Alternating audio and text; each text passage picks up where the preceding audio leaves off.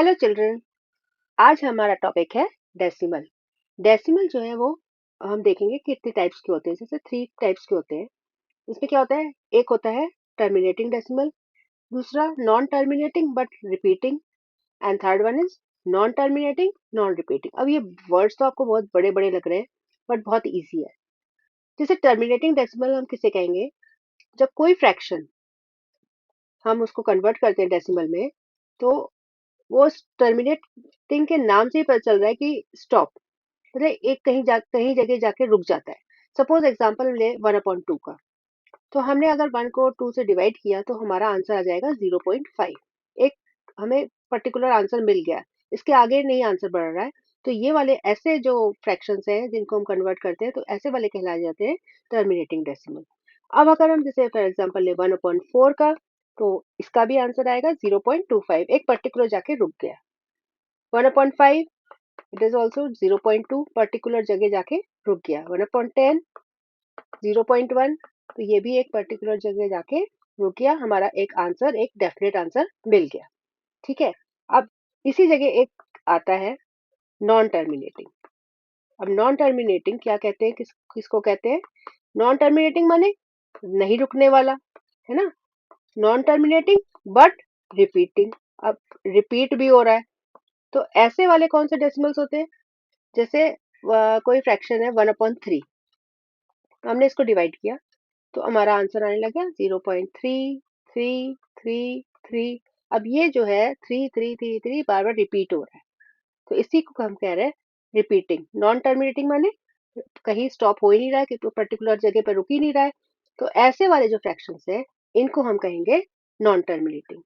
और उसके बाद एक और आ जाते हैं non terminating and non repeating. अब ये तो और भयंकर चीज आ गई, मतलब ना तो रुकेंगे और ना ही रिपीट होंगे। मतलब जैसे पाई की वैल्यू है, पाई की वैल्यू क्या होती है? 3.1415926535। अब ऐसी वैल्यू और ये नहीं कि यहीं पे स्टॉप हो गई है, बहुत लंबी वैल्यू है, बहुत बढ़ती जा रही है। तो ऐसे जो नंबर्स होते हैं उनको हम क्या बोलते हैं? नॉन टर्मिनेटिंग, मतलब रुकने वाले तो है ही नहीं, और उसके बाद जो है वो रिपीट भी नहीं हो रहे हैं, कोई नंबर रिपीट नहीं हो रहा है इसमें से। तो ऐसे जो फ्रैक्शंस है जो हम डेसिमल में कन्वर्ट करते हैं तो उनको हम कहेंगे नॉन टर्मिनेटिंग नॉन रिपीटिंग। अब पाई को हम मालूम है 22/7 फ्रैक्शन के फॉर्म में लिखते हैं, तो इसका आंसर ऐसे ऐसे आता है। तो इस तरीके से हमारे 3 तरह के डेसिमल्स हो गए: terminating, non terminating, terminating non terminating and non terminating non repeating.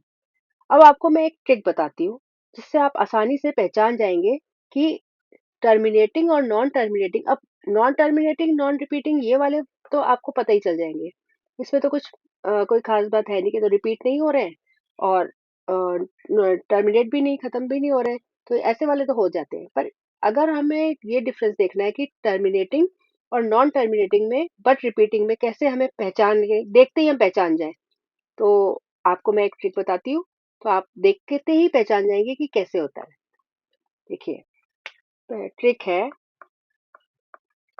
कि अगर हमारा डिनोमिनेटर 2 की पावर में या 5 की पावर में होगा, या 2 और 5 होगा, तो हमारा जो फ्रैक्शन होगा वो टर्मिनेटिंग डेसिमल में कन्वर्ट हो जाएगा। ठीक है। अब आपको एग्जांपल दिखाते हैं, जैसे अभी हमने जो लिए थे वही दिखाते हैं। जैसे 1/2 है, तो यहाँ पे डिनोमिनेटर क्या है? 2 है, तो ये क्या हो गया? टर्मिनेटिंग हो गया। 1/5 देखिए, ये भी क्या हो गया? टर्मिनेटिंग हो गया। 1/10, अब इसमें हम डिनोमिनेटर तो देख लेते हैं, 2 into 5 आ रहा है, तो ये दोनों है, टर्मिनेटिंग हो गया ये भी। ऐसे ही देखते हैं 1/4। अब आप कहेंगे 4 तो नहीं है, पर 1/4 को हम कैसे लिख सकते हैं? 2 raised to the power 2, तो ये भी हो गया टर्मिनेटिंग। ऐसे ही हम देखेंगे 1/8, तो इसको हम डिनोमिनेटर इसका हम देख लेते हैं, किसके 2 के फॉर्म में आ रहा है? 2 के फॉर्म में आ रहा है, 2 raised to the power 3, तो ये भी क्या हो गया? टर्मिनेटिंग हो गया। तो इस तरीके से हमें पता चल गया कि कौन से जो फ्रैक्शंस है वो टर्मिनेटिंग है, देखते ही पता चल जाएगा। आपको एक नॉन टर्मिनेटिंग का भी दिखाते हैं। जैसे 1/3 है, ये क्या हो गया? डिनोमिनेटर 2 नहीं है, तो इसलिए ये क्या हो गया, नॉन टर्मिनेटिंग। कुछ आपसे नंबर्स देती हूँ और आप थोड़ा सोचिए कि ये कैसे है नंबर्स हैं। जैसे 13/12 है, 21/9 है और 9/8 है। अब इसमें से बताइए कौन से टर्मिनेटिंग है, कौन से नॉन टर्मिनेटिंग है। तो सबसे पहले हम ये इसको देखते हैं, इस वाले को। यहाँ पे डिनोमिनेटर क्या हो रहा है, 12। तो 12 को हम किस तरह से लिख सकते हैं, 2 इंटू 2 इंटू 3। तो ये क्या टर्मिनेटिंग होगा, तो ये नहीं होगा, नॉन टर्मिनेटिंग होगा ये। ठीक है, अब ये वाला देख लेते हैं। यहाँ पे डिनोमिनेटर आ रहा है 9, तो 9 में 2 नहीं आ रहा है, तो ये भी हो गया नॉन टर्मिनेटिंग। अब ये वाला देख लेते हैं, इसमें क्या है, 2 की फॉर्म में आ रहा है ये, 2⁻3, तो ये हो गया टर्मिनेटिंग। तो इस तरीके से हम पहचान सकते हैं कि कौन सा टर्मिनेटिंग है, कौन सा नॉन टर्मिनेटिंग है। अब एक एग्जांपल लेते हैं, जैसे 21/28। तो आप सोचेंगे कि ये तो नॉन टर्मिनेटिंग है, क्योंकि इसमें 4 7 जार आप कर देंगे, 7 आ रहा है। बट आपको ये भी ध्यान रखना है कि अगर ये इस तरह से फॉर्म में है, तो हमें सबसे पहले इसको सिंपलेस्ट फॉर्म में भी लाना है। ये वाले सब सिंपलेस्ट फॉर्म में है, ये वाले सब सिंपलेस्ट फॉर्म में है। तो ये कितनी बार जाएगा, 7 3 जा 21, 7 4 जा 28। अब देखिए, अब यहाँ पे जो डिनोमिनेटर है वो 2 की फॉर्म में आ गया, तो अब ये हो जाएगा टर्मिनेटिव। तो इसलिए हमें सारी चीजें देखनी है कि अगर कोई नंबर आपको, फ्रैक्शन आपके पास दिया हुआ है, उसको पहले सिंपल फॉर्म में लाएंगे, उसके बाद हम जज करेंगे कि ये टर्मिनेटिंग है कि नॉन टर्मिनेटिंग है। तो आई होप आपको समझ में आ गया होगा कि हम कैसे ही देखते ही पहचान लेंगे कि कौन सा टर्मिनेटिंग है और कौन सा नॉन टर्मिनेटिंग है। अच्छा, एक बात और बतानी थी कि जैसे जो नॉन टर्मिनेटिंग होते हैं, उनको क्या होता है कि हम बार से रिप्रेजेंट करते हैं। जैसे 0.3 है, जो 3 नंबर रिपीट हो रहा है, तो उसके ऊपर हम बार लगा देंगे। सपोज अब नंबर दिया है 0.232323, तो हम इसको कैसे लिखेंगे, 0.23 बार।